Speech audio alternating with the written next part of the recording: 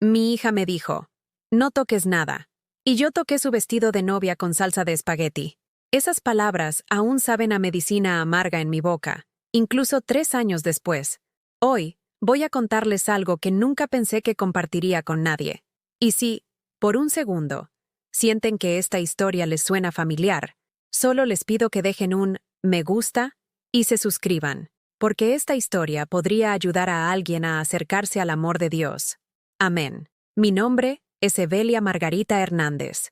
Tengo 76 años y vivo en un pequeño departamento en el sur de la Ciudad de México, donde el metro me hace vibrar las ventanas cada mañana a las 6:47 a.m., como un reloj.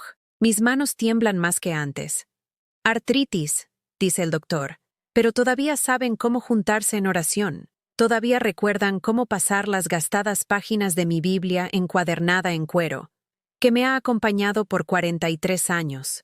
Esta mañana, como cada mañana en la última década, me desperté antes del amanecer y fui a la mesita de la cocina donde guardo mis libros de devoción apilados junto a una taza de cerámica que dice «La mejor mamá del mundo», un regalo del Día de las Madres de 1987 que está astillada en el borde, pero aún conserva mi café a la perfección. El departamento huele a popurrí de lavanda y al estofado de ayer, mezclado con el ligero aroma de las velas de vainilla que enciendo cada noche cuando rezo por mi hija, Emilia. Abrí mi Biblia en el Salmo 27, el mismo capítulo que he estado leyendo últimamente para consolarme. El Señor es mi luz y mi salvación. ¿A quién temeré? Pero al susurrar esas palabras familiares, mi voz se quebró, porque el miedo se había convertido en mi compañero más cercano en los últimos años. No el miedo a la muerte, a la enfermedad o a la pobreza. Eso ya lo había aceptado hace mucho tiempo. No, este era un miedo diferente. El miedo que llega cuando la persona que más amas en este mundo te mira como si fueras una extraña, como si fueras un estorbo, como si fueras algo que hay que controlar en lugar de valorar. Mis lentes de lectura estaban torcidos en mi nariz mientras trazaba los versículos con mi dedo, de la misma manera que solía trazar los cuentos para dormir para Emilia cuando era pequeña. Esos eran tiempos más sencillos, cuando su mayor preocupación era si los monstruos debajo de su cama eran reales, y yo podía ahuyentarlos con un beso en la frente y una oración susurrada. Ahora los monstruos eran reales, y no podía protegerla de ellos porque me había convertido en uno de ellos a sus ojos. El teléfono sonó a las 8:23 a.m., sacudiéndome de mis oraciones matutinas. Supe que era Emilia incluso antes de mirar la identificación de llamada, porque mi corazón siempre daba ese latido particular cuando ella llamaba, lo cual ya no era a menudo, tal vez una vez al mes, si tenía suerte. Por lo general, para preguntar sobre mi seguro médico, o para recordarme alguna obligación familiar que se esperaba que cumpliera sin ser verdaderamente bienvenida a participar. Mamá. Su voz llegó a través del altavoz, nítida y profesional, el mismo tono que usaba con sus colegas en la firma de marketing en el centro de la Ciudad de México, donde había ascendido hasta convertirse en vicepresidenta. No había calidez en ella, ni rastro de la niña que solía llamarme mamá, y se subía a mi regazo durante las tormentas. Necesito hablarte sobre la boda. La boda. La segunda boda de Emilia, programada para el próximo mes en el salón de baile del Hotel Hilton Reforma. Su primer matrimonio había terminado hace 3 años cuando su esposo, Pablo, un hombre al que nunca le había agradado desde el momento en que nos conocimos, la había dejado por una mujer más joven de su oficina. Quise consolarla entonces, abrazarla mientras lloraba y recordarle que el plan de Dios era más grande que su dolor. Pero ella me había cerrado, gastando su dolor en costosas sesiones de terapia en lugar de en oración, en bares de vinos en lugar de en la iglesia. Por supuesto, cariño, dije, sentándome de nuevo en mi silla y ajustando mi gastado cardigan alrededor de mis hombros. ¿Qué pasa con la boda? Hubo una pausa, el tipo de silencio que se siente pesado con palabras no dichas.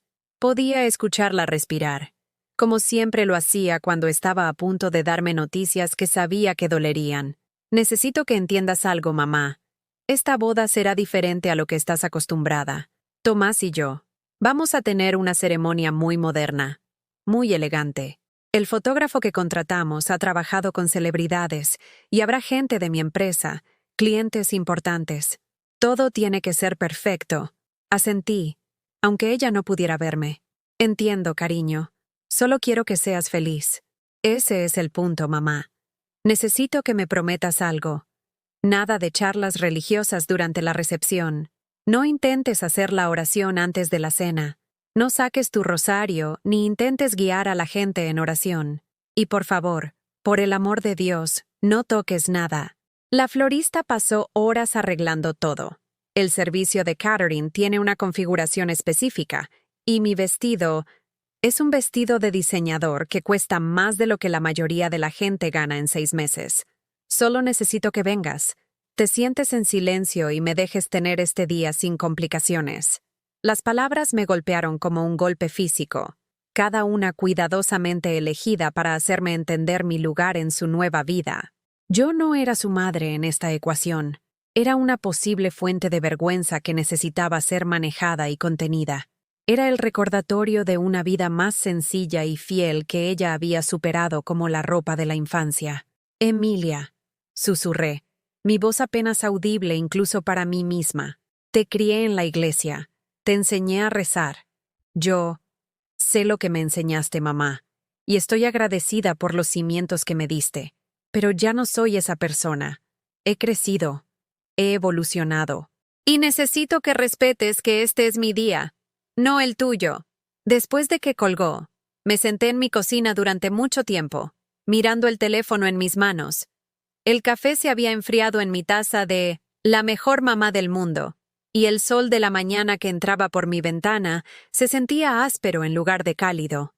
Pensé en todas las veces que estuve junto a la cama de Emilia cuando estaba enferma, presionando paños fríos en su frente con fiebre y cantando himnos hasta que se quedaba dormida.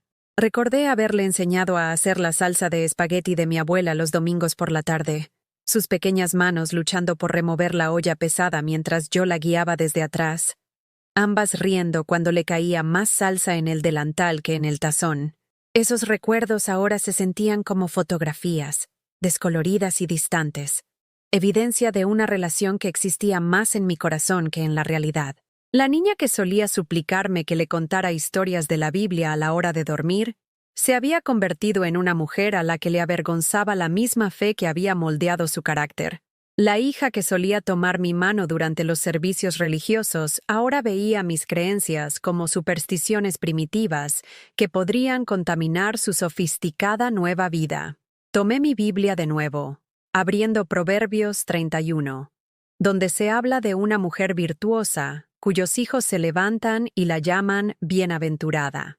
Pero al leer esas palabras familiares, solo podía pensar en cómo mi propia hija parecía verme como cualquier cosa menos bendecida.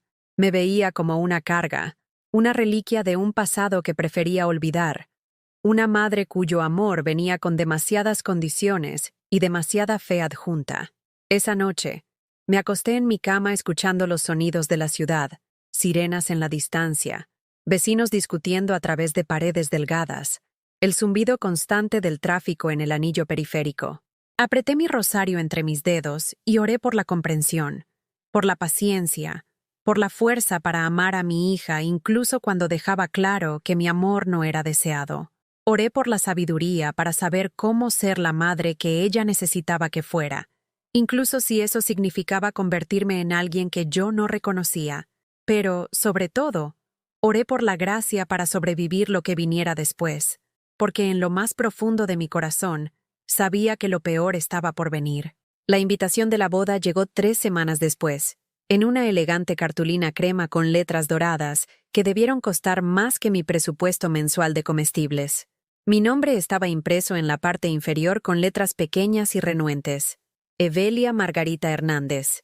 No, madre amada, o madre de la novia. Solo mi nombre, como si fuera una invitada más que podría o no aparecer. Sostuve esa invitación en mis manos temblorosas y recordé otra invitación, hace 23 años, cuando Emilia se graduó como la mejor estudiante de la Universidad Iberoamericana. Había trabajado en 3 empleos para pagar su educación, limpiando oficinas al amanecer, sirviendo mesas durante la hora del almuerzo y surtiendo estantes en la tienda de abarrotes hasta la medianoche. Tenía los pies tan hinchados que tenía que remojarlos en sales de Epsom todas las noches, pero nunca me perdí un pago de colegiatura. Nunca. La noche anterior a su graduación, Emilia me llamó llorando. «Mamá, no puedo pagar el alquiler de la toga y el birrete. Son 200 pesos, y ya gasté mi último cheque en ropa para entrevistas la semana que viene». Recuerdo haber colgado el teléfono y haber abierto mi Biblia en Filipenses 4:19.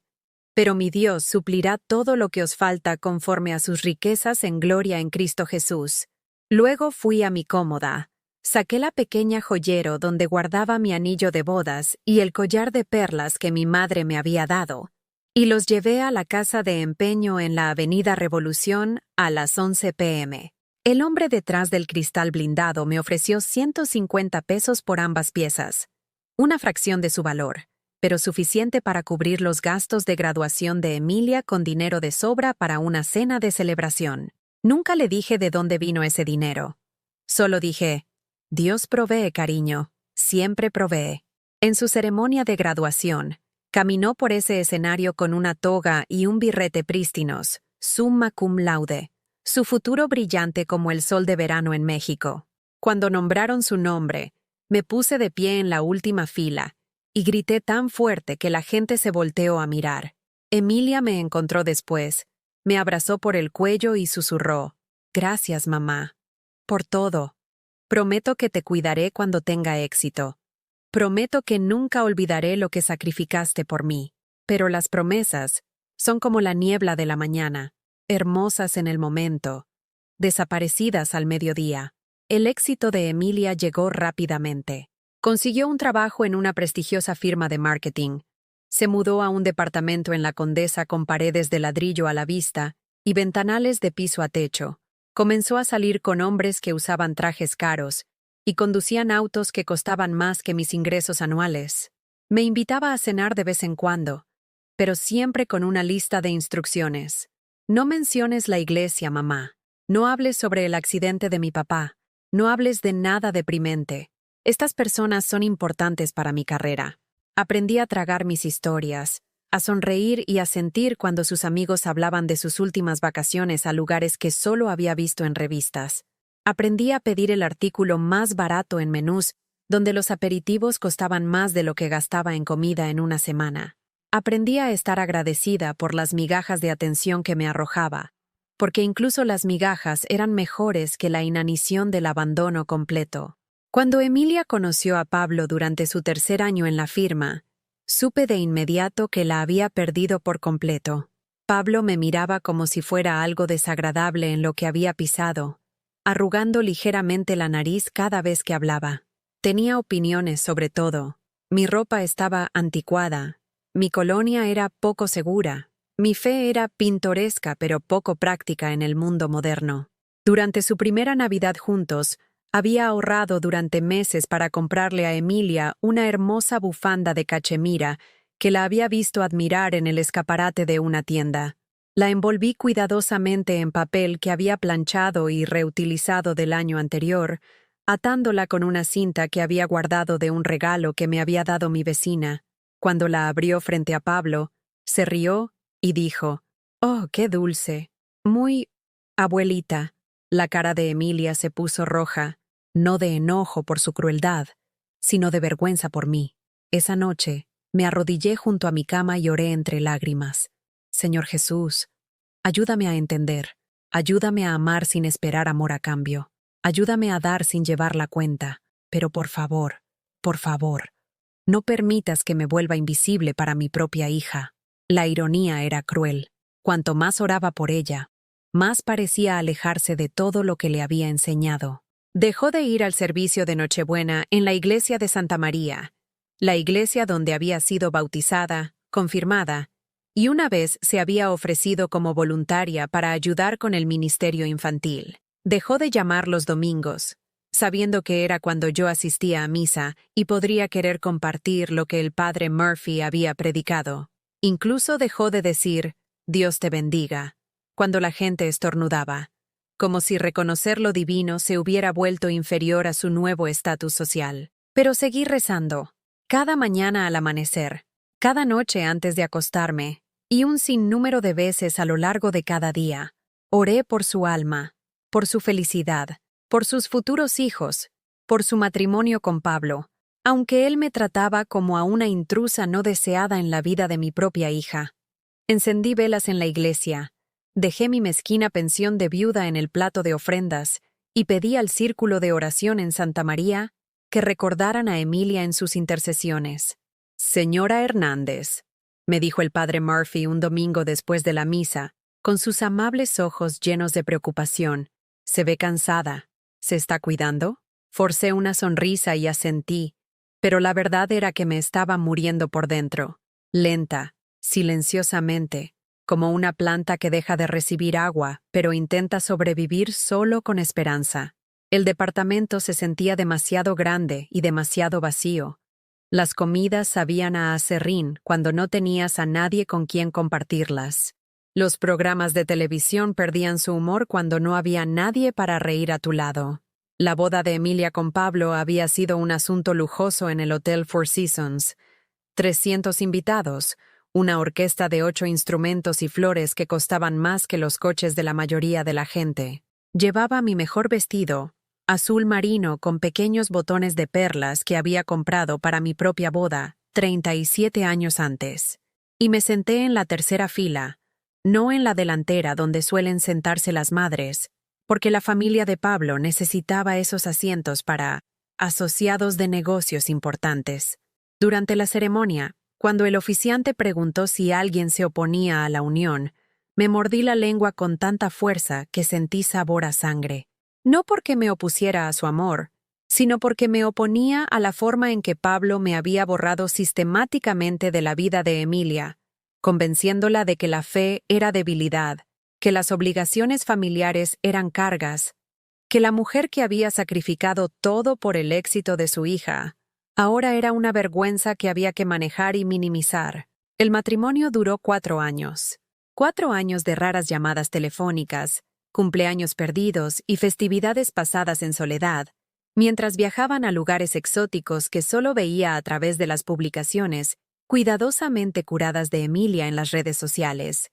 Cuando Pablo finalmente la dejó por su secretaria, un cliché predecible que habría sido gracioso si no le hubiera roto el corazón a mi hija, Emilia me llamó a las 2 a.m. sollozando. «Mamá», susurró entre lágrimas, «creo que cometí un error. Creo que me perdí en algún momento del camino. Fui a su departamento de inmediato, todavía con mi camisón y mis pantuflas, sin llevar nada más que mi bolso y mi Biblia. La abracé mientras lloraba. Le acaricié el cabello como solía hacerlo cuando era pequeña, y le susurré las mismas oraciones que había estado susurrando durante años.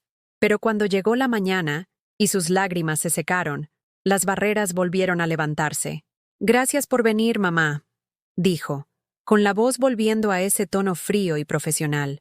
«Creo que solo necesito algo de tiempo para resolver las cosas por mi cuenta». Resolver las cosas por su cuenta, como si la mujer que la había criado, guiado, rezado por ella cada día de su vida, no tuviera nada valioso que ofrecer en su hora más oscura. Ahora, mirando esta nueva invitación de boda, me preguntaba si era lo suficientemente fuerte como para verla cometer los mismos errores de nuevo. Tomás parecía diferente a Pablo, más tranquilo, más amable, menos preocupado por impresionar a la gente, pero Emilia seguía siendo la misma hija que veía mi fe como una superstición primitiva, mi amor como una obligación asfixiante. Puse la invitación sobre la mesa de mi cocina y abrí mi Biblia en Isaías 49:15. ¿Se olvidará la mujer de su niño de pecho, que deje de compadecerse del hijo de su vientre?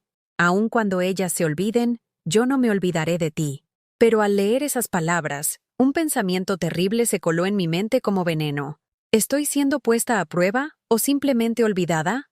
La pregunta flotaba en el aire de mi pequeño departamento, mezclándose con el aroma del café de ayer y el ligero aroma de los saquitos de lavanda que guardaba en los cajones de mi cómoda. Fuera de mi ventana, la Ciudad de México continuaba su ritmo implacable, gente corriendo a trabajos que importaban, familias reuniéndose para cenas llenas de risas, Niños siendo arropados en sus camas por padres que serían recordados con gratitud en lugar de vergüenza. Y aquí estaba yo, con 76 años, preguntándome si el mayor amor de mi vida se había convertido en mi mayor fuente de tristeza. El día que llegué para ayudar con los preparativos de la boda de Emilia, me encontré parada en la puerta de su nueva casa en La Condesa a las 7 a.m., sosteniendo una olla de mi famosa salsa de espagueti como una ofrenda a un dios que ya me había rechazado. La salsa había estado hirviendo a fuego lento desde las 4 de la mañana. La misma receta que le enseñé a Emilia cuando tenía 12 años, hecha con jitomates San Marzano, en los que me había gastado una fortuna, porque se suponía que esto era especial. Emilia abrió la puerta con una bata de seda, que probablemente costaba más que mi renta mensual, con el pelo ya en ruleros, con esa mirada de irritación apenas controlada que se había convertido en su expresión predeterminada cada vez que aparecía. «Mamá, llegaste temprano», dijo, sin moverse para dejarme entrar. «La organizadora de bodas aún no está aquí». Y dije específicamente a las 8 a.m. Pensé que podía ayudar con el desayuno, tal vez empezar a organizar. No, la palabra salió tan afilada como una bofetada. Ya está todo organizado, el servicio de catering se encarga del desayuno. Solo entra y siéntate en algún lugar donde no estorbes hasta que te necesitemos. La seguí a la casa, maravillándome de las encimeras de mármol y la lámpara de araña de cristal que captaba la luz de la mañana como estrellas atrapadas. Esta era la vida que mis sacrificios le habían comprado, belleza más allá de lo que yo jamás había conocido, comodidad que nunca había podido proporcionarme a mí misma, y de alguna manera, en lugar de sentirme orgullosa, me sentí más pequeña con cada paso que daba sobre sus pulidos pisos de madera. La casa zumbaba de actividad. Una maquilladora desempaquetó brochas y paletas que valían más que mi presupuesto mensual de comestibles. Un estilista probó herramientas calientes y roció productos que olían a flores caras. 2 mujeres con trajes negros a juego arreglaron flores con precisión científica, cada flor colocada de acuerdo con alguna ecuación estética que no podía entender. Puse mi olla de salsa en la encimera de la cocina, y los ojos de Emilia se fijaron inmediatamente en ella, como si fuera una araña que necesitaba matar. «Mamá, ¿qué es eso?» «Tu salsa favorita. Pensé que podríamos servirla con... Tenemos un menú de catering. Todo está planeado». Movió la olla a un quemador trasero, metiéndola detrás de otros electrodomésticos como un secreto sucio. «Por favor, no interfieras con nada más». Pasé las siguientes 4 horas invisible en la casa de mi propia hija. Me senté en el borde de un sofá color crema, con miedo de recostarme y dejar marcas en los cojines perfectos. Observé a extraños preocuparse por la apariencia de mi hija mientras ella reía y charlaba con ellos sobre personas que nunca había conocido, lugares en los que nunca había estado, experiencias que no tenían nada que ver con la vida que una vez compartimos. Cuando sonó su teléfono, Emilia miró la pantalla y sonrió más que en toda la mañana. «Tomás, perfecto. Ya casi estamos listos para las fotos». Se alejó, dejándome sentada sola mientras discutía los detalles finales con su prometido, con la voz cálida y animada de una manera que recordaba de su infancia, pero que no había escuchado dirigida a mí en años. Alrededor del mediodía, llegó la dama de honor de Emilia, una mujer delgada llamada Jessica con dientes perfectos, y un bolso de diseñador que combinaba con sus zapatos. Abrazó a Emilia como si fueran hermanas perdidas hace mucho tiempo. Luego me miró con una confusión educada. «Y usted debe ser... mi madre», dijo Emilia rápidamente, con las palabras pronunciadas con el mismo entusiasmo que alguien podría usar para identificar una mancha en su ropa. La sonrisa de Jessica se volvió ligeramente forzada. La forma en que la gente cambia su rostro cuando se ve obligada a reconocer algo desagradable, pero socialmente necesario. «Oh, qué encantador. Emilia me ha hablado mucho de usted», pero sabía que no lo había hecho. Emilia nunca hablaba de mí, nunca compartía historias de nuestra vida juntas, nunca mencionaba a la mujer que la había criado. Yo era una nota al pie de página en su biografía, un capítulo vergonzoso que prefería saltarse al contar la historia de su éxito. Durante la sesión de fotos, Me colocaron en el borde mismo de las fotos familiares, prácticamente recortada del encuadre. El fotógrafo, un joven con entusiasmo agresivo y una cámara cara, seguía ajustando mi posición cada vez más hacia un lado. Un poco más a la izquierda, señora Hernández, ¿verdad? Perfecto. Queremos hacer seguros de que todos encajen, pero encajar era como desaparecer. En foto tras foto, me hacía más pequeña, más periférica, hasta que bien podría haber sido un mueble que por casualidad llevaba un vestido. El punto de quiebre llegó cuando Emilia me apartó después de las fotos, con el rostro tenso por la frustración a duras penas controlada. Mamá, necesito que entiendas algo. Esta noche es muy importante para mí. La familia de Tomás estará allí. Su padre es juez federal, su madre es miembro de 3 juntas de caridad.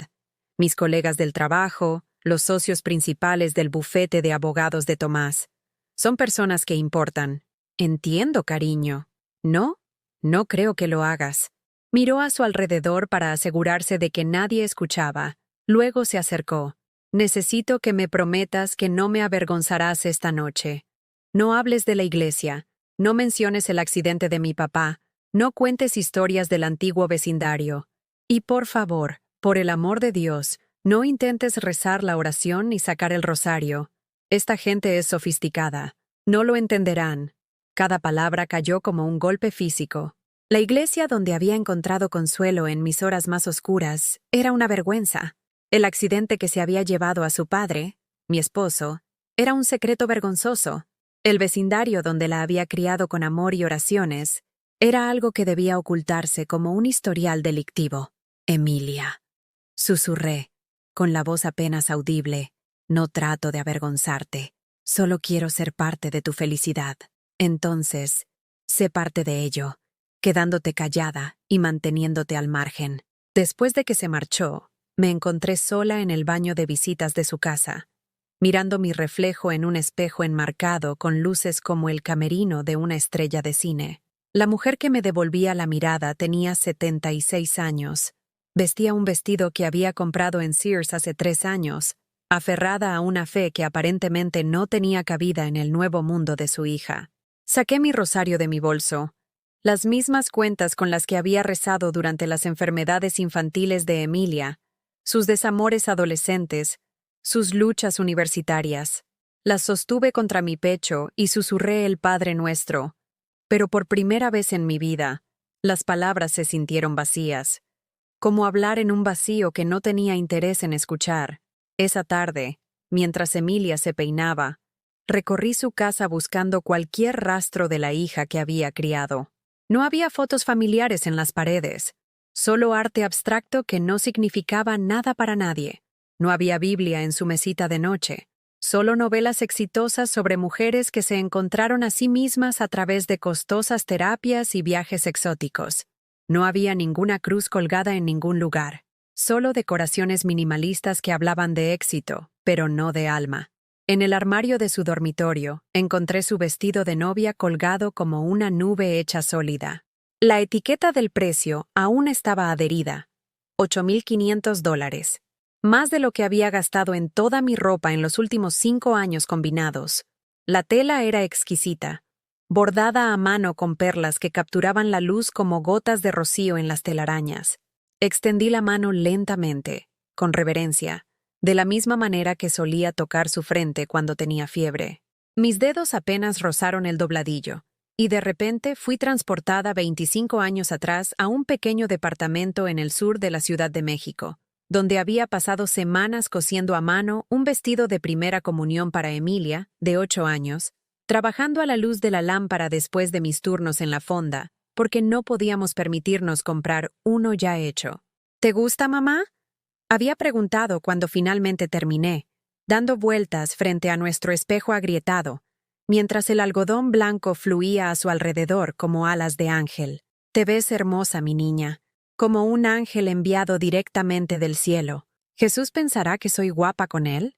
Jesús cree que eres hermosa sin importar lo que uses, cariño. Pero este vestido les muestra a todos lo especial que eres para él. Ahora, al tocar este costoso vestido que había sido comprado en lugar de hecho con amor, Me pregunté cuándo Jesús había sido desalojado del corazón de mi hija, cuándo la fe se había convertido en algo de lo que avergonzarse en lugar de celebrar, cuándo la madre que había cosido su primera prenda sagrada se había convertido en alguien demasiado primitiva para tocar su vestido de novia. Esa noche, me senté en la recepción en el salón de baile del Hotel Hilton Reforma en una mesa cerca de la cocina, rodeada de los familiares ancianos de Emilia que también habían sido relegados a la periferia social. El tío Harold, el hermano de su padre que todavía olía al taller mecánico donde había trabajado durante 40 años. La tía Marta, que nunca se había casado y cuya conversación rara vez se extendía más allá de sus gatos y su artritis. Éramos los restos del pasado de Emilia, reunidos en el exilio mientras ella celebraba su futuro con personas que nunca habían conocido a la niña que solía hacer ángeles de nieve y suplicar por cuentos antes de dormir sobre el niño Jesús. Durante la cena, vi a mi hija reír con la familia de su nuevo esposo. La vi encantar a sus colegas con historias sobre sus logros profesionales. La vi transformarse en alguien que apenas reconocía. Cuando comenzaron los brindis, persona tras persona, se puso de pie para alabar la inteligencia de Emilia, su ambición, su éxito. Nadie mencionó su carácter. Nadie habló de su capacidad de amar. Nadie reconoció los valores que la habían convertido en la mujer que se había convertido. Y cuando el padre de Tomás, el juez federal, levantó su copa y dijo, «Por Emilia, que ha demostrado que con suficiente determinación, cualquiera puede elevarse por encima de sus circunstancias», sentí que algo se rompía dentro de mi pecho. Elevarse por encima de sus circunstancias. Como si amarla hubiera sido una circunstancia que superar. Como si la fe que nos había sostenido a través de la pobreza y la pérdida fuera algo vergonzoso de lo que escapar. Esa noche, de vuelta en mi departamento, me arrodillé junto a mi cama e intenté rezar. Pero por primera vez en 76 años, las palabras no salieron.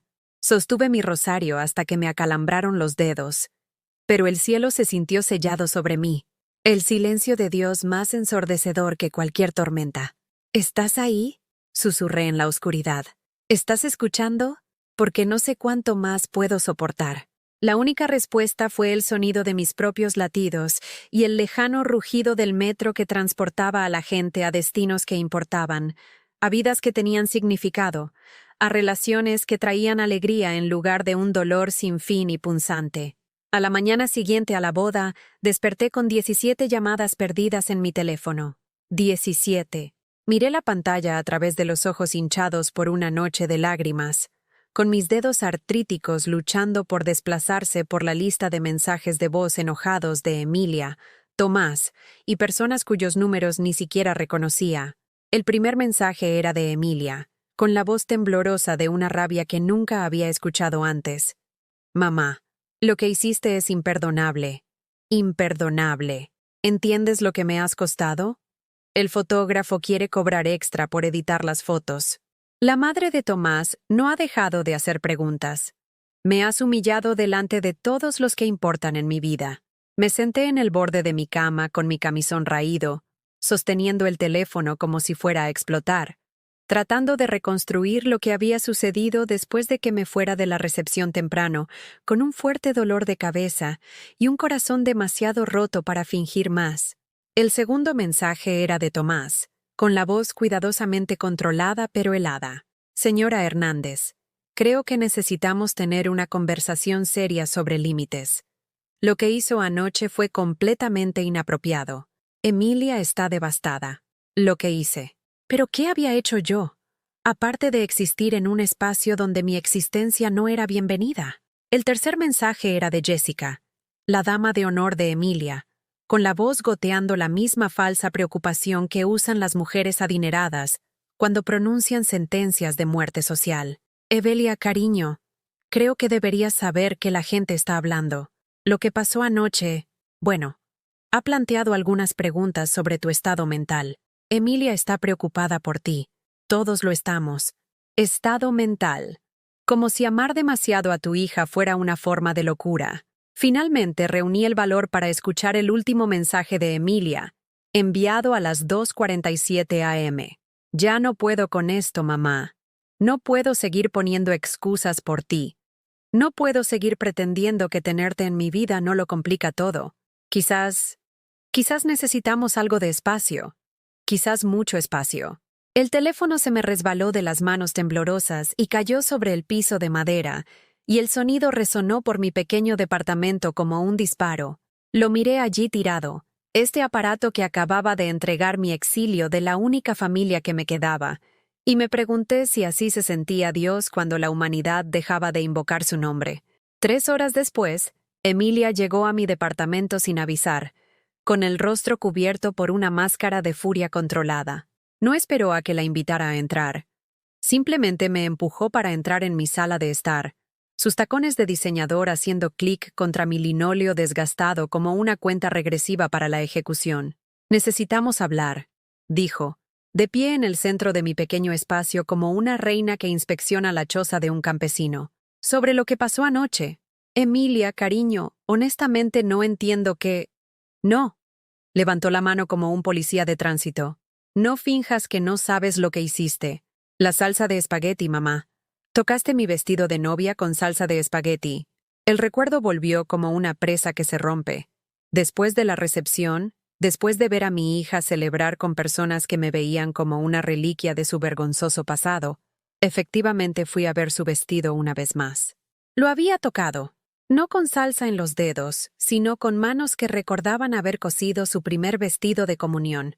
Manos que recordaban haberle trenzado el cabello. Manos que recordaban todo lo que ella quería olvidar. Pero la salsa, sí, había habido salsa. Estaba limpiando mi olla del quemador trasero donde ella la había escondido, y cuando estiré la mano para tocar el vestido, para sentirme conectada con mi hija por última vez, mis dedos aún estaban húmedos por lavar la olla. 3 pequeñas gotas, apenas visibles, en un vestido que costaba más que los coches de la mayoría de la gente. Fue un accidente, susurré. Emilia, solo estaba tratando de sentirme cerca de ti. Nunca quise. Nunca quieres nada, ¿verdad, mamá? Su voz subió a un tono que me recordaba sus berrinches de niña pequeña, excepto que ahora las palabras cortaban más profundo que cualquier enojo infantil. Nunca quieres avergonzarme. Nunca quieres hacer que todo gire en torno a ti. Nunca quieres arruinar el día más importante de mi vida. No arruiné nada. Es solo una pequeña mancha que se puede. No se trata del vestido, gritó, y vi las cortinas de mis vecinos moverse en sus ventanas. Se trata de que no sabes cuál es tu lugar. Se trata de que crees que por ser mi madre, tienes derecho a tocar todo en mi vida, a meterte en cada momento, a hacer que mi boda se trate de tus sentimientos en lugar de mi felicidad. Cada palabra cayó como un golpe físico. Me hundí en mi sillón gastado, el mismo donde la había mecido hasta dormir cuando era un bebé, donde la había ayudado con la tarea, donde había rezado por ella todas y cada una de las noches de su vida. Emilia, dije, con la voz apenas un susurro, te amo. Todo lo que he hecho ha sido porque te amo. Tu amor es asfixiante, respondió sin dudarlo, como si hubiera estado ensayando este discurso durante años. Tu amor viene con condiciones. Tu amor me exige ser alguien que ya no soy. Tu amor exige que me mantenga pequeña, agradecida, atrapada en el mismo mundo de mentalidad estrecha donde siempre has vivido. De mentalidad estrecha. Las palabras me golpearon como una bofetada física. ¿Era la fe de mentalidad estrecha? ¿Era el sacrificio de mentalidad estrecha? ¿Era amar a tu hijo más que a ti mismo un signo de pensamiento limitado? Nunca te pedí que te mantuvieras pequeña, dije, con lágrimas rodando por mis mejillas. Solo quería permanecer cerca. Bueno, no puedo hacer ambas cosas. Sacó su teléfono y me mostró algo que me heló la sangre. ¿Ves esto? Esta es la publicación de Instagram de la madre de Tomás de anoche. Mira los comentarios. Entrecerré los ojos ante la pequeña pantalla, leyendo palabras que me revolvieron el estómago. ¿Quién es la mujer mayor en el fondo? ¿Por qué parece tan fuera de lugar? ¿Es esa la madre? Vaya, alguien debería haberla ayudado a vestirse apropiadamente. La familia de Tomás cuestiona su juicio por casarse con... esto. Emilia gesticuló alrededor de mi departamento con disgusto. Su madre preguntó si tienes demencia. Su padre sugirió que tal vez quisiera considerar opciones de tutela para ti. Tutela. Querían declararme incompetente porque accidentalmente había manchado un vestido mientras trataba de sentirme conectada con mi hija. Emilia, por favor, podemos arreglar esto. Puedo disculparme con la familia de Tomás. ¿Puedes qué, mamá? ¿Convertirte en otra persona? ¿Borrar 40 años de ser exactamente quien eres? ¿Dejar de creer en cuentos de hadas sobre Dios y Jesús? ¿Dejar de hablar como alguien del sur de la ciudad? ¿Dejar de ser embarazosa? Las preguntas flotaban en el aire entre nosotras como armas. Quería que me convirtiera en alguien completamente diferente, que abandonara no solo mi fe, sino mi propia identidad, la mujer que la había moldeado en la persona en la que se había convertido. ¿Jesús perdonaría esto también? Pregunté en voz baja, más para mí misma que para ella. ¿Debería perdonar de nuevo? La cara de Emilia se contorsionó con algo que parecía casi odio. Ahí vas de nuevo, haciendo que todo gire en torno a tu religión, usando a Jesús como manipulación emocional. ¿Sabes lo agotador que es tener una madre que cree que es una mártir? Una mártir. Como si amar incondicionalmente fuera una especie de actuación, un elaborado espectáculo diseñado para hacer que otros se sintieran culpables, en lugar de una simple expresión del corazón de una madre. No estoy tratando de ser una mártir, Emilia. Estoy tratando de ser tu madre. Bueno, tal vez ese sea el problema. Se dirigió hacia la puerta, con la mano ya en el pomo. Tal vez ya no necesito una madre. Tal vez necesito espacio para construir una vida sin viajes constantes de culpa y sermones religiosos y recordatorios de cuánto te has sacrificado. Para mí. Se detuvo en el umbral, sin mirar atrás. Creo que es mejor que no nos veamos por un tiempo. Un largo tiempo. Hasta que puedas descubrir cómo amarme sin tratar de controlarme. La puerta se cerró detrás de ella con un suave clic que resonó como un trueno en mi departamento repentinamente vacío. Me senté en mi silla durante horas después de que se fue, mirando el espacio donde ella había estado, reviviendo cada palabra de nuestra conversación. Fuera de mi ventana, la Ciudad de México continuaba su ritmo implacable, gente yendo a trabajar, niños jugando en los parques, familias reunidas para la cena del domingo. La vida seguía adelante, mientras la mía parecía haberse detenido por completo. Alrededor del atardecer, mi teléfono volvió a sonar. Esta vez era mi sobrino David, el primo de Emilia, llamando desde Guadalajara, donde trabajaba como mecánico y criaba a 3 hijos con un ingreso modesto. Tía Evelia. Su voz era suave, preocupada. Me enteré de lo que pasó. Emilia le llamó a mi mamá, y ella está bastante molesta. David, no sé qué hacer. No sé cómo amarla de una manera que ella pueda aceptar. Tal vez ese ya no sea tu trabajo, dijo en voz baja. Tal vez tu trabajo sea solo amarla y dejar que Dios se encargue del resto. Me enseñaste eso cuando mi papá bebía, ¿recuerdas? Dijiste que a veces amar significa dar un paso atrás y rezar en lugar de intentar arreglarlo todo. Sus palabras me recordaron algo que había olvidado en mi desesperación por seguir siendo relevante en la vida de Emilia. A veces, lo más amoroso que puedes hacer es dejar que alguien encuentre su propio camino de regreso a la gracia. ¿Te serviría de algo si voy a verte?, preguntó David. Tal vez podríamos ir a misa juntos como solíamos hacer cuando yo era pequeño. Siempre decías que ahí es donde encontrabas tu paz. Paz. No recordaba la última vez que me había sentido verdaderamente en paz. Pero tal vez David tenía razón. Tal vez era hora de dejar de luchar por mi lugar en la vida de Emilia y empezar a luchar por mi propia alma. Me gustaría eso, susurré. Me gustaría mucho. Mientras colgaba el teléfono, me di cuenta de algo que me conmocionó. Por primera vez en meses, no estaba sola. En algún lugar de Guadalajara, un joven que había aprendido sobre la fe y el perdón en la mesa de mi cocina, estaba dejándolo todo para venir a sentarse con una mujer mayor y rota que había perdido el rumbo. Quizás Dios no me había abandonado después de todo. Quizás solo estaba hablando a través de diferentes voces ahora. David llegó un martes por la mañana con un termo de café y una sonrisa que me recordaba a su padre antes de que la bebida se lo llevara. Tenía 34 años ahora, con las manos callosas y grasa debajo de las uñas, usando una camisa de franela que había visto días mejores, pero que estaba limpia y planchada. Miró mi departamento. Realmente lo miró. Y sus ojos se llenaron de algo que no había visto en tanto tiempo que casi había olvidado cómo se veía. Afecto genuino. Tía Evelia, dijo, dejando su termo y abriendo los brazos de par en par. Parece que podrías usar un abrazo de alguien que recuerda lo que hiciste por nuestra familia. Caí en su abrazo y lloré por primera vez en semanas. No las lágrimas silenciosas y avergonzadas que había estado derramando sola, sino sollozos profundos y limpios que provenían de un lugar que había olvidado que existía. David me abrazó sin juzgarme, sin tratar de arreglar nada, solo dejándome llorar por la hija que había perdido y la mujer que había olvidado que solía ser. Me llamó egoísta, susurré contra su hombro. Dijo que mi amor era asfixiante.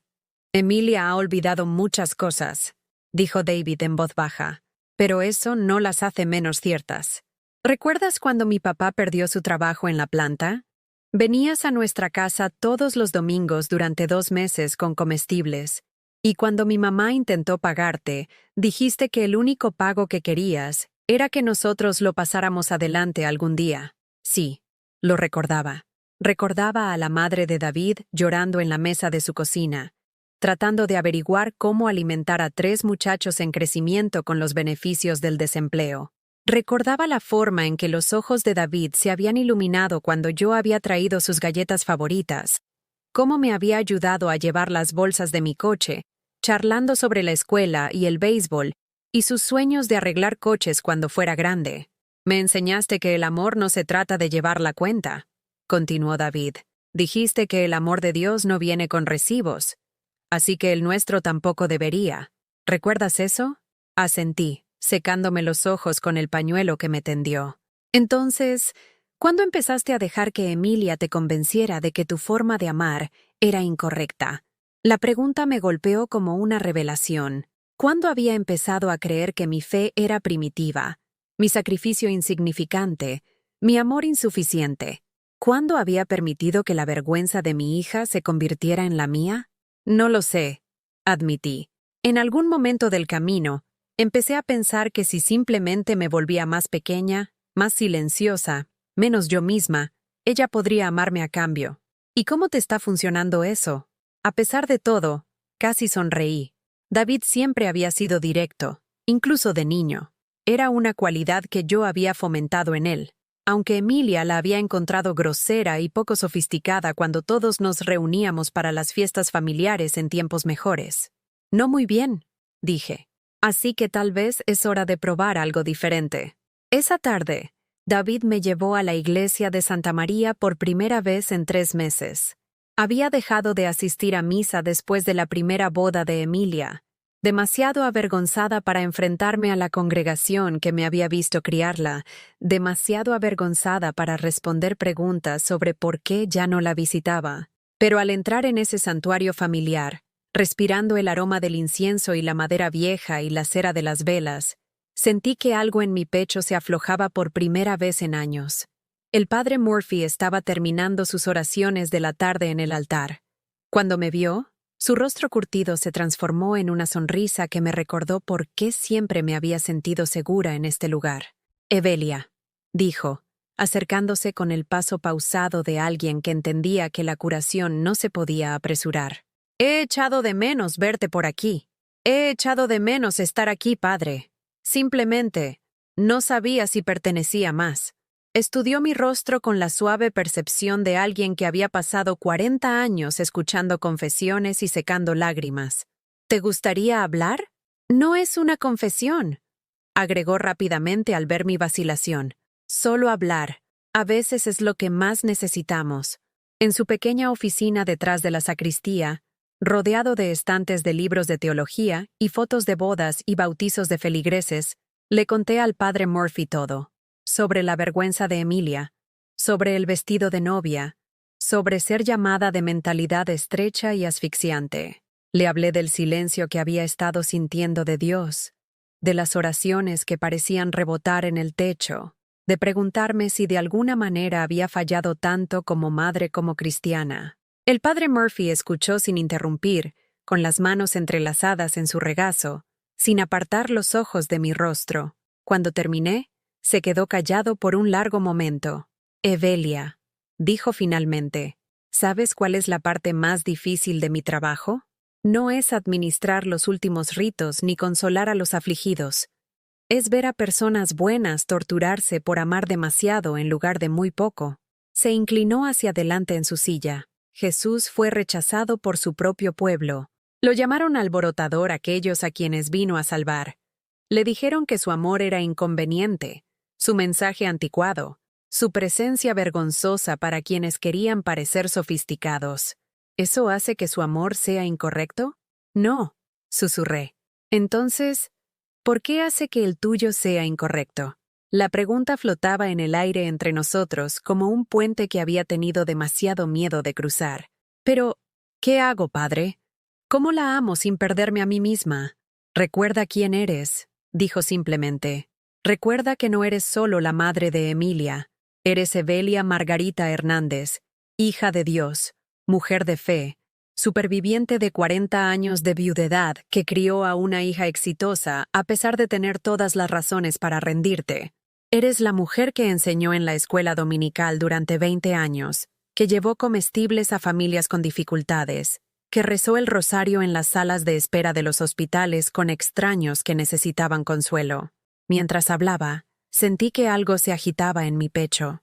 No el amor desesperado y apegado que había estado ofreciendo a Emilia, sino algo más fuerte y más arraigado, respeto propio, dignidad, el conocimiento de que mi valor no estaba determinado por la aprobación de mi hija. ¿Qué pasaría?, preguntó el padre Murphy con suavidad, si dejaras de tratar de ganarte su amor y simplemente comenzaras a vivir tu vida. Esa noche, David y yo nos sentamos a la mesa de mi cocina, comiendo los espaguetis que había hecho con la salsa que Emilia había rechazado. Sabía a recuerdo y consuelo, y al tipo de placer sencillo que había olvidado que se me permitía disfrutar. He estado pensando en lo que dijo el padre Murphy. Le dije a David mientras compartíamos el último pan de ajo. Sobrevivir mi vida en lugar de simplemente reaccionar al rechazo de Emilia. ¿Cómo se vería eso? Lo pensé, girando la pasta en mi tenedor. No lo sé. Ha pasado tanto tiempo desde que tomé decisiones basadas en lo que quería en lugar de en lo que podría hacer que Emilia me aprobara. Bueno, dijo David buscando en su cartera. Empecemos poco a poco. Sacó una tarjeta de presentación y me la tendió. Mi amiga María dirige un grupo de apoyo para el duelo en el centro comunitario de la colonia de la Villa. No es exactamente religioso, pero dice que mucha gente encuentra consuelo allí. Gente que ha perdido hijos, cónyuges, padres. Gente que entiende lo que se siente cuando el amor no es suficiente. Estudié la tarjeta. Grupo de Apoyo Corazones Sanadores. Martes 7 p.m. La dirección estaba a solo 20 minutos de mi departamento. No estoy segura de estar lista para hablar con extraños sobre... No tienes que hablar, interrumpió David con suavidad. Solo tienes que aparecer. A veces esa es la parte más difícil. Esa noche, después de que David regresó a su hotel, me senté en mi sillón con mi Biblia abierta en Isaías 43:4. Porque a mis ojos eres de gran estima, eres valioso, y yo te amo. Por eso entrego hombres por ti, y doy pueblos a cambio de tu vida. Preciosa y honrada. ¿Cuándo fue la última vez que me sentí preciosa para alguien? ¿Cuándo fue la última vez que me honré a mí misma en lugar de disminuir mi propio valor para que los demás se sintieran cómodos? Tomé mi teléfono, y por primera vez en 3 meses, borré el número de Emilia de mis llamadas recientes. No para ser cruel, sino para detener la necesidad compulsiva de comunicarme, de rogar por migajas de atención, de disculparme por existir. Luego hice algo que no había hecho en años. Pedí comida para llevar de mi restaurante chino favorito, sin preocuparme por el costo, sin calcular si el dinero podría gastarse mejor en algo que Emilia pudiera necesitar. Pedí lo que quería. Lo comí mientras veía una película antigua que disfrutaba, y me fui a la cama sin revisar mi teléfono para ver si Emilia había llamado.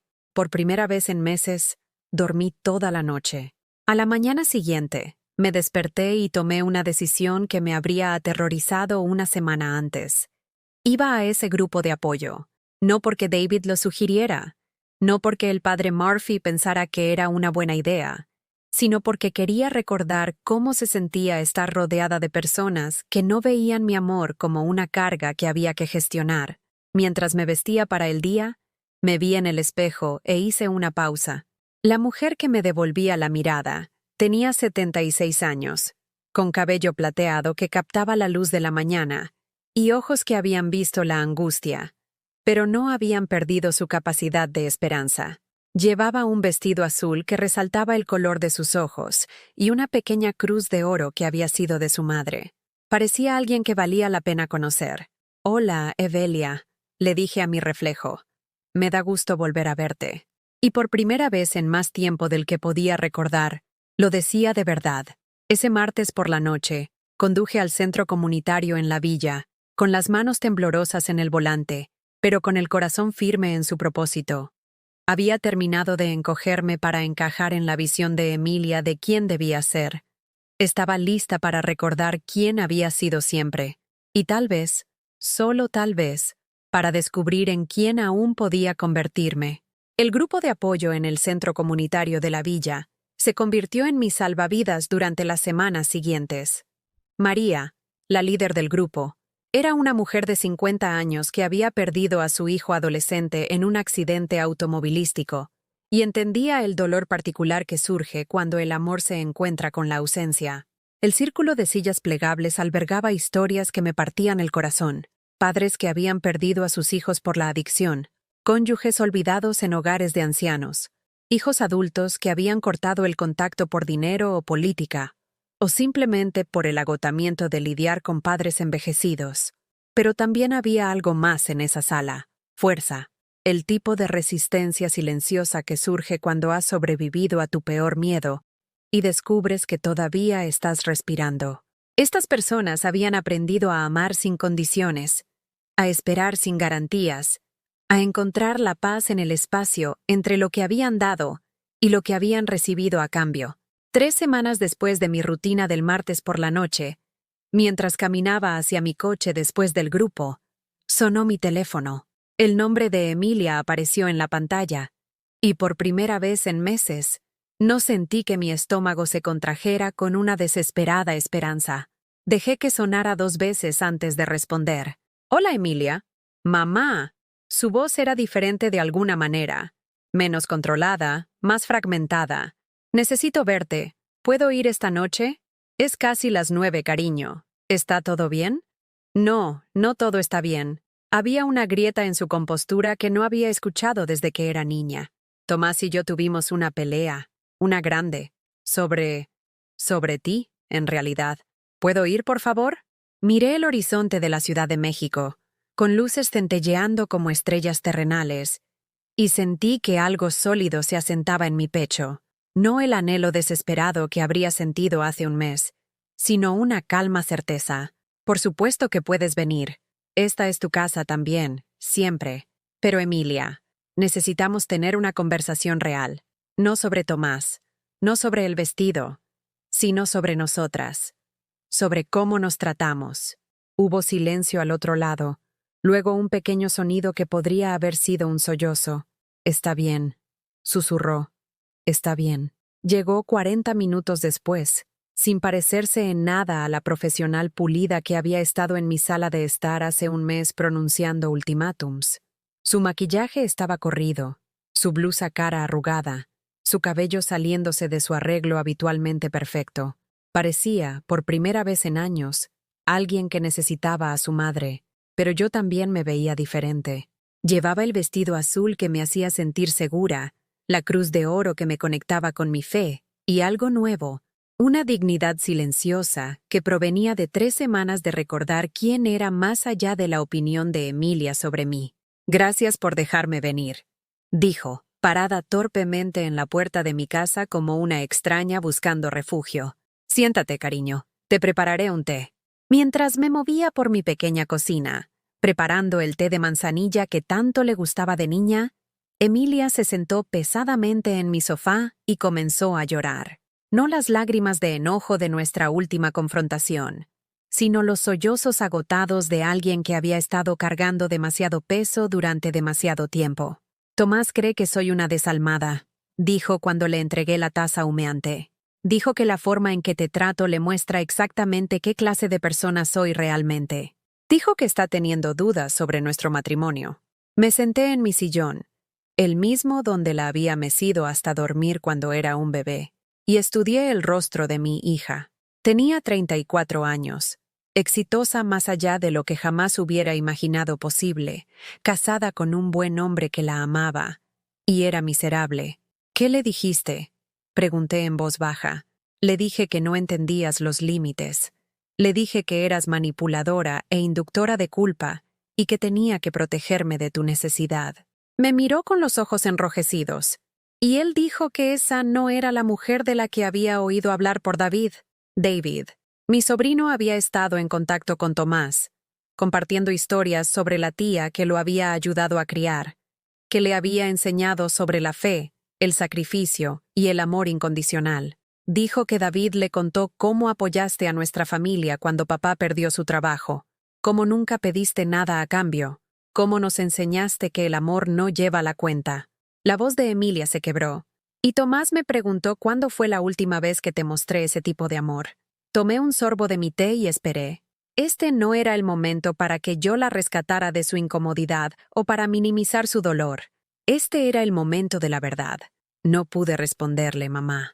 No pude pensar en una sola vez en los últimos 5 años en la que hubiera puesto tus necesidades por encima de mi propia conveniencia. Y entonces me di cuenta. Ni siquiera sé cuáles son tus necesidades. Dejé de preguntar. Emilia, dije suavemente, ¿recuerdas lo que me preguntaste cuando tenías 8 años, justo después de la muerte de tu padre? Negó con la cabeza. Me preguntaste si Dios todavía amaba a papá, a pesar de que se había ido. Y te dije que el amor de Dios no depende de si somos perfectos o si cometemos errores. Te dije que el amor real, no tiene condiciones. Dejé la taza de té y la miré directamente a los ojos. Te he amado incondicionalmente durante 34 años, pero en algún momento del camino, empecé a creer que tu amor por mí sí tenía condiciones, que tenía que ganármelo siendo más pequeña, más silenciosa, menos yo misma. Mamá, nunca quise. Déjame terminar, cariño. Mi voz era tranquila pero firme, respaldada por 3 semanas de redescubrir mi valor en ese círculo de sillas plegables. He pasado años disculpándome por ser quien soy, por tener fe en un mundo que la llama primitiva, por mostrar amor de maneras que te avergüenzan, por existir en espacios donde mi presencia te recuerda cosas que preferirías olvidar. Emilia se estremeció como si la hubiera golpeado. Pero he terminado de disculparme por amarte. He terminado de hacerme más pequeña para que tú puedas sentirte más grande.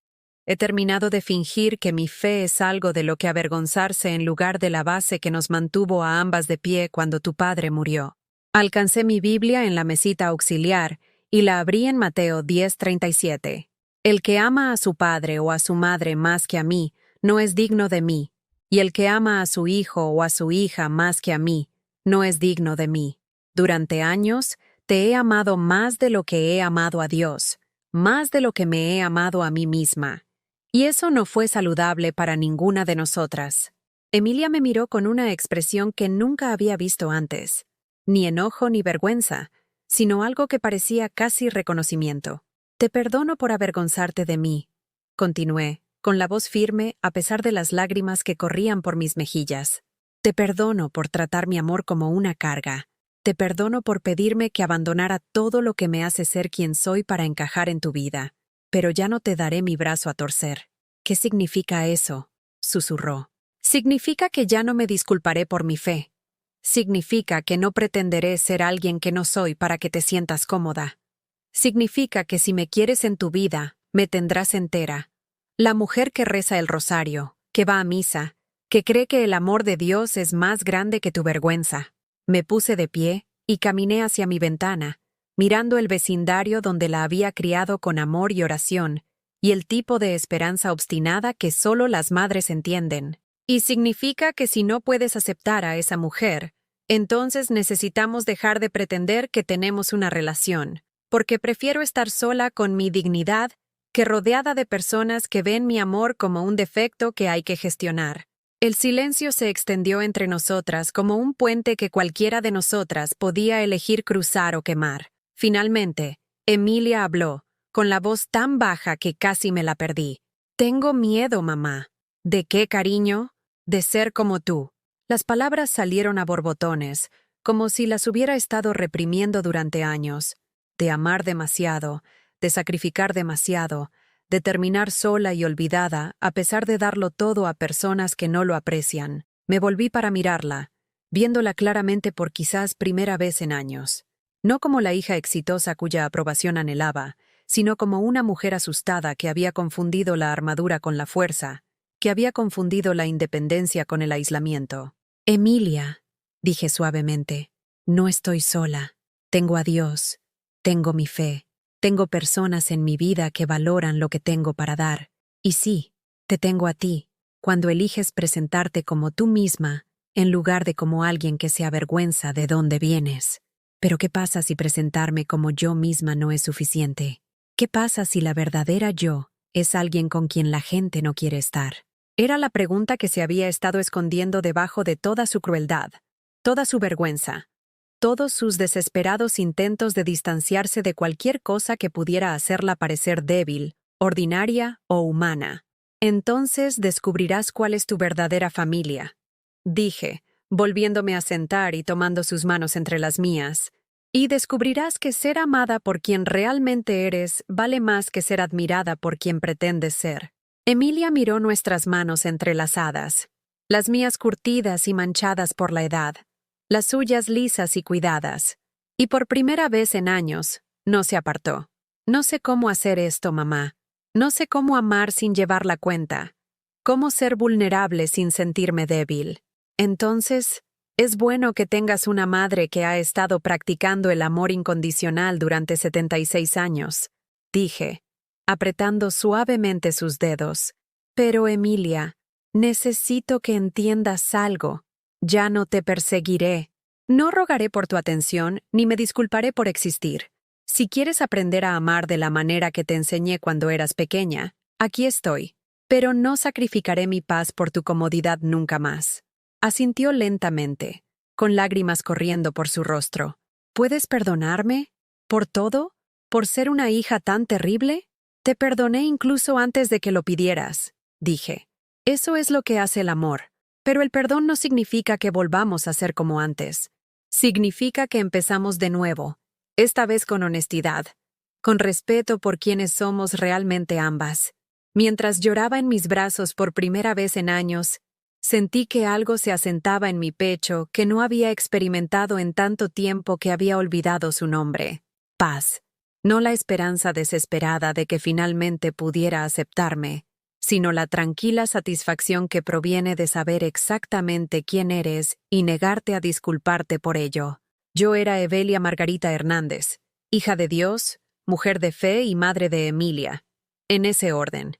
Y por primera vez en años, eso fue suficiente. 6 semanas después de esa noche llena de lágrimas en mi sala de estar, me encontré haciendo algo que no había hecho en más de una década. Era genuinamente feliz. No la felicidad desesperada y condicional que dependía de la aprobación de Emilia, sino una profunda y duradera satisfacción que parecía irradiar desde algún lugar dentro de mi pecho, donde el amor de Dios finalmente había sido permitido enraizarse de nuevo. El cambio comenzó pequeño. Empecé a asistir a la misa diaria en la iglesia de Santa María, no porque me sintiera obligada o porque buscaba consuelo para mi dolor, sino porque quería estar allí. El padre Murphy notó la diferencia de inmediato.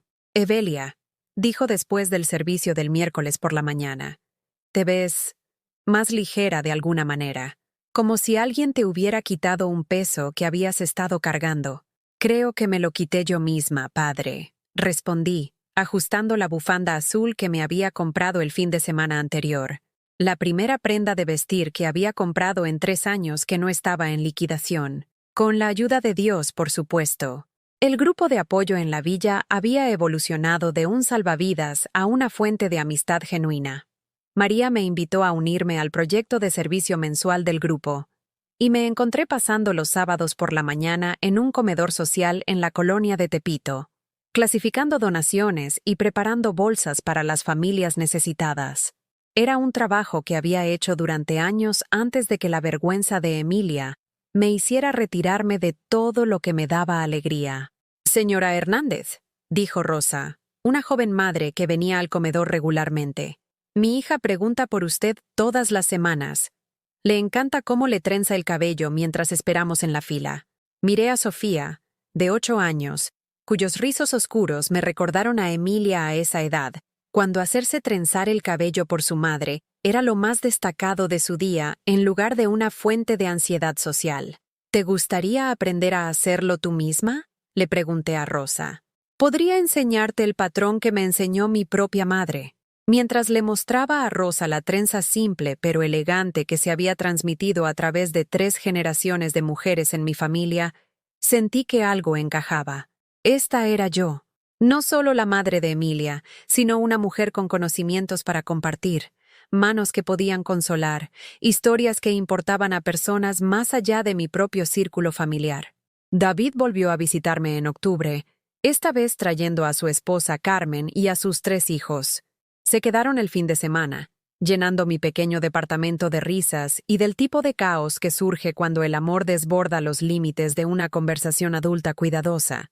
«Tía Evelia», dijo Miguel, de 10 años, el más pequeño de David, ¿me enseñas a hacer esa salsa de espagueti? Papá dice que es mágica.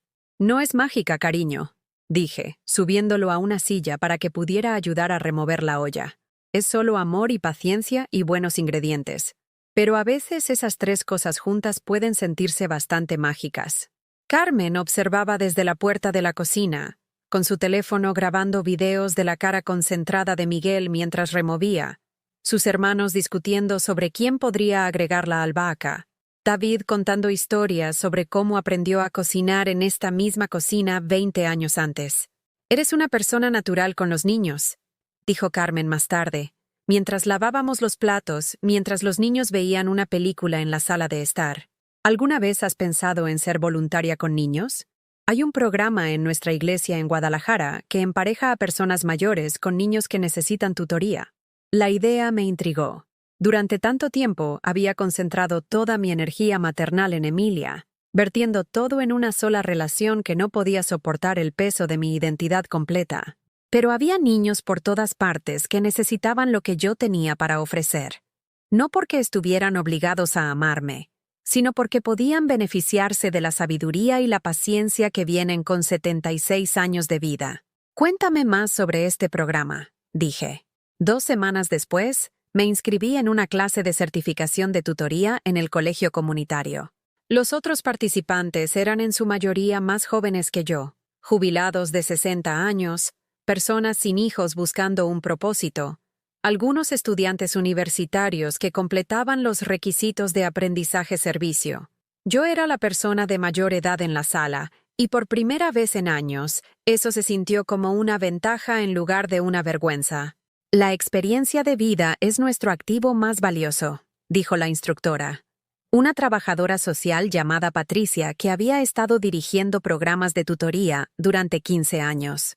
Los niños con los que trabajamos necesitan consistencia, sabiduría y consideración positiva incondicional. Necesitan adultos que entiendan que el amor no se trata de cambiar a alguien en lo que crees que debería ser, sino de ayudarlos a descubrir lo que ya son. Sus palabras resonaron con algo profundo en mi pecho. Esto era lo que había tratado de darle a Emilia. No la aprobación condicional que había buscado en el mundo, sino la base firme de saber que era amada simplemente por existir. De alguna manera, en el proceso de tratar de mantener nuestra relación, había perdido de vista el mismo regalo que siempre había ofrecido: amor sin condiciones. El programa de certificación requería 40 horas de capacitación durante 6 semanas. Aprendí sobre el desarrollo infantil, la atención basada en el trauma y el establecimiento de límites saludables. Practiqué la escucha activa y descubrí que mis años de ser la madre de Emilia, incluso los años dolorosos, me habían enseñado habilidades que no sabía que poseía. Durante nuestra clase final, Patricia nos emparejó para ejercicios de juego de roles. Mi compañera fue Janet, una maestra jubilada cuyos propios hijos vivían en otro país y rara vez llamaban. «Me he sentido tan inútil», me confió Janet durante nuestro descanso. Como si toda mi experiencia ya no importara porque ya no soy joven y enérgica como solía ser. «Janet», dije, reconociendo mi propia voz de hace 6 meses, La sabiduría no se trata de ser joven y enérgico. Se trata de haber vivido suficientes estaciones para saber que el invierno siempre termina, que las tormentas pasan, que el amor es más fuerte que la decepción. Al pronunciar esas palabras, me di cuenta de que finalmente las estaba creyendo yo misma. Mi primera asignación de tutoría fue con Marcus, de 9 años, cuya abuela lo llevaba al centro comunitario todos los martes después de la escuela. Marcus era callado y serio, cargando con el peso de responsabilidades adultas que ningún niño debería soportar. Su madre trabajaba en 2 empleos, su padre no estaba presente, y su abuela hacía lo mejor que podía con recursos limitados y problemas de salud. «Es un buen muchacho», me dijo su abuela, la señora Williams, durante nuestra primera reunión, «pero está preocupado todo el tiempo. Preocupado por el dinero, porque yo me enferme, por si su mamá regresa a casa sana y salva del trabajo. Ha olvidado cómo ser un niño». Entendía esa preocupación. Había sentido miedos similares cuando era una joven madre después de la muerte de Carlos, preguntándome cómo iba a mantener a Emilia, si mi amor sería suficiente para llenar los vacíos dejados por la pérdida y la limitación. Pero también había aprendido algo que Marcus aún no había descubierto, que la preocupación compartida es preocupación disminuida, que la fe puede coexistir con la incertidumbre, que la alegría es posible incluso en medio de la lucha. Marcus y yo empezamos lentamente. Le ayudé con la tarea, le leí cuentos juntos, le enseñé juegos de cartas que mi propio padre me había enseñado durante la depresión, cuando el entretenimiento tenía que ser creado en lugar de comprado. Gradualmente, sus hombros comenzaron a relajarse, sus sonrisas llegaban más fácilmente, y pude vislumbrar al niño despreocupado escondido debajo de su seriedad prematura. «Señora Hernández», dijo un martes por la tarde mientras trabajábamos juntos en un rompecabezas, «mi abuela dice que usted perdió a su esposo hace mucho tiempo». «¿Tenía miedo?»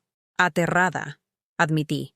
Tenía una niña pequeña que cuidar, y no sabía cómo iba a manejar todo por mí misma. ¿Qué hizo? Recé mucho. Le pedí a Dios que me ayudara a ser lo suficientemente fuerte, lo suficientemente inteligente, lo suficientemente valiente como para darle a mi hija todo lo que necesitaba. ¿Y sabes qué descubrí? Marcus me miró con ojos que contenían demasiado conocimiento para su edad. Descubrí que Dios no suele arreglar nuestros problemas por nosotros, pero nos da la fuerza para manejarlos, y nos envía personas para ayudar, a veces de maneras que no esperamos. ¿Como tú me ayudas con la tarea de matemáticas? Exactamente así. Esa noche, volviendo a casa desde el centro comunitario, pensé en el regalo que Marcus me había dado sin saberlo. Al enseñarle que era digno de atención paciente, había recordado mi propio valor. Al mostrarle que sus preocupaciones importaban, había recuperado la validez de mis propios sentimientos. Al ofrecerle el tipo de cuidado incondicional que siempre le había dado a Emilia, había redescubierto la abundancia de amor que nunca se había agotado realmente. Solo se había redirigido hacia alguien que no podía recibirlo. Por primera vez en meses, Emilia llamó un martes por la noche. No porque necesitara algo, no porque hubiera una crisis que manejar, sino simplemente para saber de mí. «¿Cómo te fue la semana, mamá?», preguntó, y pude escuchar algo diferente en su voz, un interés genuino que no había estado allí antes. «Maravillosa», dije, sorprendiéndome con la honestidad de esa respuesta. «Estoy siendo mentora de un niño pequeño llamado Marcus, y hoy me enseñó a hacer aviones de papel. Hicimos carreras en el pasillo del centro comunitario, y no me había reído tanto en años». «¿Estás siendo mentora de alguien?». Hubo sorpresa en su voz, pero no del tipo condescendiente. Sonaba más a reconocimiento, como si estuviera recordando algo que había olvidado sobre su madre. «Lo estoy. Resulta que todos esos años de ser tu madre me enseñaron algunas cosas sobre cómo ayudar a los niños a sentirse amados y valorados». Hubo una pausa, y entonces Emilia dijo algo que hizo que mi corazón diera un vuelco. «Me gustaría saber más al respecto. ¿Te gustaría cenar esta semana? ¿Solo nosotras?» «Me encantaría, cariño. Pero Emilia, ya no voy a ocultar quién soy. Si cenamos, tendrás a la verdadera yo, la mujer que es mentora de niños, que va a misa diaria, que cree que el amor de Dios es la base de todo lo bueno en este mundo». «Lo sé, mamá», y creo que me gustaría conocerla, realmente conocerla, en lugar de solo gestionarla. Después de que colgamos, me senté en mi cocina con una taza de té y mi Biblia abierta en Jeremías 29:11. Porque yo sé los planes que tengo para ustedes, declara el Señor, planes de bienestar y no de calamidad, a fin de darles un futuro y una esperanza. Por primera vez en mi vida adulta, no estaba definiendo mi futuro en términos de las necesidades o la aprobación de Emilia. Lo estaba definiendo en términos del amor de Dios, mi propio propósito y los dones que aún tenía para ofrecer al mundo. Emilia siempre sería mi hija, y siempre la amaría con el corazón feroz y protector de una madre, pero ya no era el centro de mi universo. Dios estaba en ese lugar ahora, donde siempre había pertenecido, y desde esa base, todo lo demás, incluyendo mi relación con Emilia, finalmente podría encontrar su proporción adecuada y saludable. Tenía 76 años, y estaba comenzando a entender lo que significaba ser verdaderamente libre. Un año después, estaba de pie en la cocina de mi pequeño departamento, revolviendo una olla de mi famosa salsa de espagueti mientras Marcus, de 9 años, me ayudaba a medir las hierbas, y Sofía, de 10 años, la hija de Rosa del comedor social, agregaba cuidadosamente los jitomates a la mezcla hirviendo a fuego lento. La encimera estaba cubierta de huellas de manos de harina, y el aire estaba denso con vapor y risas, y el tipo de hermoso caos que ocurre cuando el amor desborda los límites de una cuidadosa planificación adulta. Señora Hernández, dijo Marcus, de pie en su banquito y empuñando una cuchara de madera con la seriedad de un chef maestro. ¿Cree que a mi mamá le gustaría aprender esta receta también? Creo que a tu madre le encantaría cualquier cosa que te haga tan feliz, respondí, ajustando su agarre en la cuchara. Y creo que estaría orgullosa de saber que estás aprendiendo algo que tu bisabuela podría haberle enseñado a tu abuela, que podría haberle enseñado a tu madre, que ahora puede enseñarte a ti. La tradición de transmitir amor a través de la comida no se trataba de la receta en sí, sino de las manos que guiaban a otras manos, las historias compartidas mientras la harina se asentaba y la salsa burbujeaba, la forma en que la nutrición se convertía en física y espiritual cuando se preparaba con intención y cuidado. Sofía levantó la vista de su cuidadoso arreglo de jitomates. Mi mamá dice que usted es como una abuela para mí, pero no de las que tienen que ser, de las que eligen ser. Las palabras me golpearon con la fuerza de la revelación. Durante muchos años, creí que el amor debía ganarse, merecerse, justificarse por parentesco o obligación legal. Pero estos niños me habían enseñado algo revolucionario. El amor más poderoso es el que se da libremente, se recibe libremente, y se celebra libremente sin llevar la cuenta de quién le debe qué a quién. A las 4 p.m., Emilia llegó para nuestra cena semanal, una tradición que había comenzado tímidamente 3 meses antes y que lentamente se había convertido en lo más destacado de ambas semanas. Entró por la puerta con flores del mercado de productores y con una sonrisa que me recordaba a la niña que solía correr a casa desde la escuela para contarme sobre su día. «Mamá», dijo, abrazándome con brazos que ya no se sentían rígidos ni obligatorios. «Aquí huele increíble. Marcus y Sofía me están ayudando a preparar la salsa para la cena». «Niños», dije, volviéndome hacia mis jóvenes asistentes, «me gustaría que conocieran a mi hija, Emilia». Emilia se arrodilló a la altura de los ojos de Marcus, un gesto que le había enseñado cuando apenas era mayor que él ahora. «Marcus, ¿verdad? Mi mamá habla de ti todo el tiempo. Dice que le estás enseñando tanto como ella te está enseñando a ti». Marcus irradiaba el tipo de orgullo que llega cuando un adulto de confianza habla bien de ti a otros adultos de confianza. Le enseñé a hacer aviones de papel que realmente vuelan en lugar de solo caerse, anunció. Y ella me enseñó que preocuparse por el mañana le roba la felicidad al hoy. Emilia me miró con una expresión que no había visto en años, reconocimiento mezclado con algo que parecía admiración. «Eso suena como algo que mi mamá diría», respondió. «Siempre ha sido buena para ayudar a la gente a ver lo que es posible en lugar de solo lo que da miedo». Después de que los padres de los niños los recogieron, Marcus con un recipiente de salsa para la cena de su familia, Sofía con una tarjeta de receta cuidadosamente escrita y decorada con sus propios dibujos de crayones. Emilia y yo nos sentamos a cenar juntas en mi pequeña mesa de la cocina. «Te ves diferente, mamá», dijo, estudiando mi rostro a la suave luz de la ventana de mi cocina. «No solo feliz, ya has sido feliz antes, pero serena, como si hubieras encontrado tu lugar en el mundo». Pensé en eso mientras giraba la pasta alrededor de mi tenedor.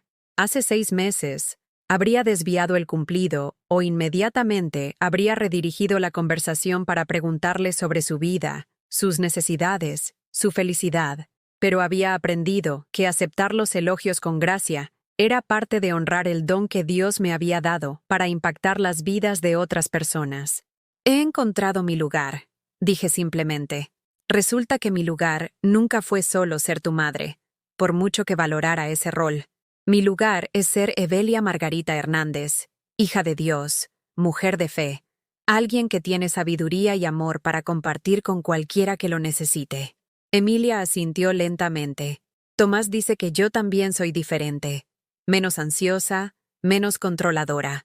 Dice que finalmente estoy aprendiendo a recibir amor en lugar de solo actuar para obtenerlo». Durante el año pasado, el matrimonio de Emilia se había fortalecido de maneras que sorprendieron a todos, incluso a ella. Cuando dejó de tratar de controlar la percepción que todos tenían de su familia, encontró un espacio para construir realmente el tipo de relaciones que siempre había envidiado en otras personas. La familia de Tomás había abrazado su autenticidad de maneras que su actuación nunca había logrado, y su hogar se había convertido en un lugar de genuina hospitalidad en lugar de una vitrina de éxito. «He estado pensando en lo que dijiste esa noche», continuó Emilia, refiriéndose a nuestra confrontación sin necesidad de especificar cuál, sobre cómo me habías estado amando más de lo que amabas a Dios, más de lo que te amabas a ti misma. Creo que he estado haciendo lo mismo con todos en mi vida, amándolos más de lo que amaba lo que era correcto, lo que era verdad, lo que era saludable. Hizo una pausa, dejando su tenedor. «Quiero mostrarte algo». Emilia sacó su teléfono y abrió sus fotos, desplazándose hasta una imagen que me dejó sin aliento. Era su habitación de invitados, pero transformada en algo que nunca había esperado ver en su casa. Un pequeño rincón de oración. Una simple cruz de madera colgaba en la pared sobre una silla cómoda, con una mesita auxiliar que sostenía una Biblia, no la versión de exhibición costosa que alguna vez había tenido, sino una copia desgastada con notas en los márgenes y marcadores de cinta que marcaban pasajes favoritos. «Empecé a leer de nuevo», dijo en voz baja. «No porque me sintiera culpable o porque pensara que debería, sino porque quería entender qué te daba la fuerza para amar tan completa y consistentemente, incluso cuando ese amor no era correspondido como merecías». Extendí la mano por la mesa y tomé su mano, no agarrando desesperadamente, sino sosteniéndola suavemente, de la manera que había aprendido a sostener todo lo precioso, con aprecio en lugar de posesión. «¿Y qué descubriste?», pregunté. «Que el amor no es un recurso limitado, que darlo no lo disminuye, que la razón por la que podías amarme tanto no era porque yo era todo para ti, sino porque Dios era todo para ti, y esa abundancia fluía hacia todos los demás en tu vida». Apretó mis dedos. «Quiero aprender a amar así, mamá. No solo a ti, sino a Tomás, a nuestros futuros hijos, a las personas con las que trabajo, incluso a los extraños que necesitan amabilidad. Quiero amar desde la abundancia en lugar de la escasez». Mientras la luz de la tarde se desvanecía por la ventana de mi cocina, Emilia me ayudó a lavar los platos mientras yo le contaba sobre el progreso de Marcus en la escuela, los sueños de Sofía de convertirse en maestra, el nuevo programa de tutoría que estaba ayudando a desarrollar para adolescentes que estaban saliendo del cuidado de crianza.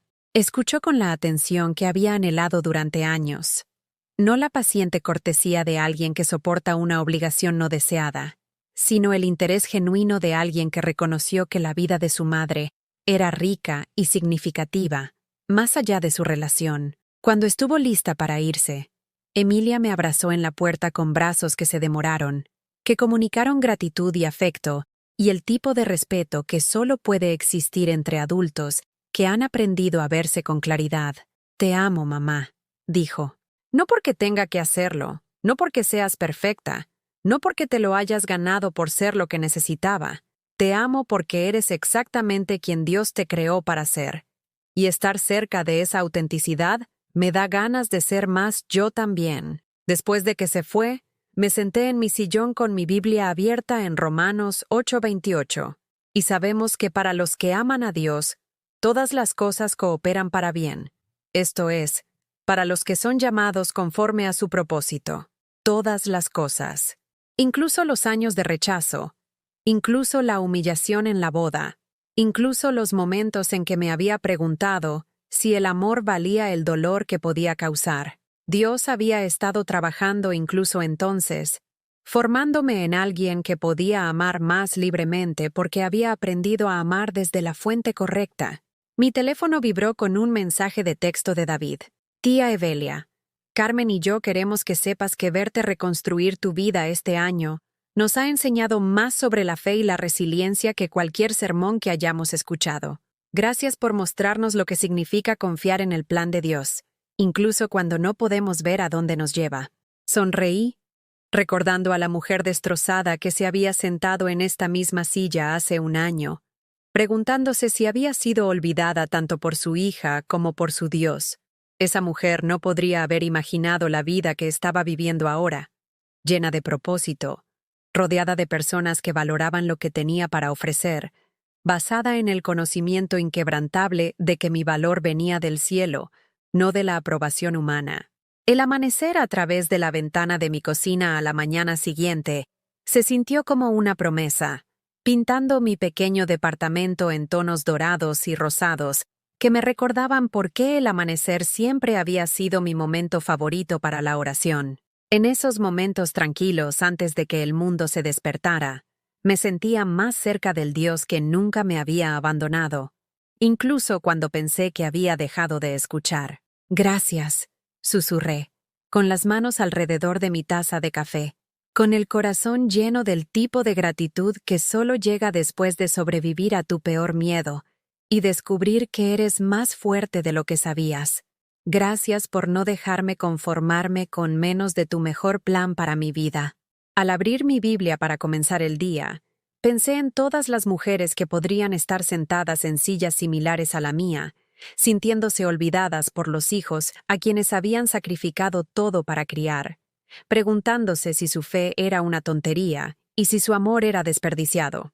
Pensé en todas las madres que se habían hecho más pequeñas para encajar en la visión de respetabilidad de sus hijos, que se habían disculpado por ser quienes Dios las había creado para ser. Si pudiera decirles algo, sería esto. Tu amor no es demasiado. Tu fe no es primitiva. Tus sacrificios no son olvidados por aquel que más importa. Y a veces, el mejor regalo que puedes dar a las personas que amas es el ejemplo de una mujer que conoce su valor y se niega a disculparse por ocupar el espacio que Dios pretendía que llenara. ¿Alguna vez has sentido que tu amor era demasiado para las personas que te rodean? ¿Alguna vez te has preguntado si tu fe era algo de lo que avergonzarse en lugar de celebrar? Cuéntame en los comentarios cómo tu fe te ha ayudado en las temporadas en las que el amor parecía no ser apreciado. Si esta historia tocó tu corazón, por favor deja un me gusta y suscríbete a este canal para que podamos compartir este mensaje con alguien que necesite escucharlo hoy, porque en algún lugar hay una madre, un padre, una abuela, un abuelo que necesita recordar que el amor de Dios por ellos es más grande que el rechazo de cualquier otra persona. Que Dios bendiga a todos los que alguna vez han amado demasiado, que alguna vez han sido llamados demasiado, que alguna vez han sido hechos sentir que su fe es una tontería en lugar de la base que los mantiene de pie. En el nombre de Jesús, amén.